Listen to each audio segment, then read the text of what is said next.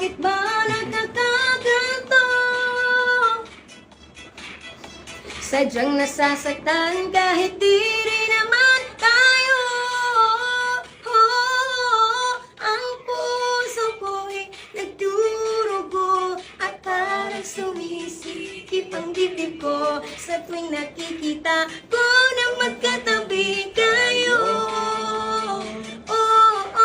Kahit di naman tayong dalawa ay lagi na lang pinagseselosan siya.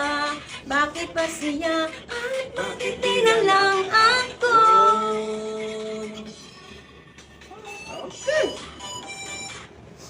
Hello everyone, good morning to each and everyone. I do hope ay nasa mabuti po kayong kalagayan. Anyway, for today's vlog, ito po yung part 2 ng aming ginawa together with Shaira and our makeup artist si Mo Sandik. Ito na nga nakakaloka nga kasi sa mga oras na ito hating gabi na yan. Tapos si Shaira hindi pa rin nauubusan ng lakas and power. Sabi ko, grabe, napaka-active mo. And ayan, talagang pagka mahal mo talaga yung isang trabaho, makikita mo talaga sa isang tao kung gaano niya kagusto yung ginagawa niya. And siya, wala lang, parang ini-enjoy lang niya yung ginagawa niya. Kung ano yung mga pinapamuka na, kung ano yung makeup namin sa kanya, ano yung mga ayos, basta on the go lang siya lagi. Yun yung nakakatuwa sa kanya. Walang kaarte-arte, walang keme-eme.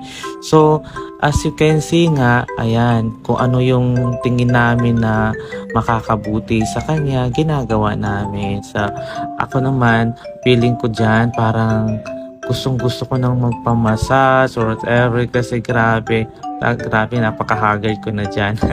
Pero ganun pa man, kailangan pa rin nating lumaban, kailangan laging i-check natin kung ano yung dapat na susuotin ni Shaira. So anyway, papakita ko sa inyo itong BTS niya.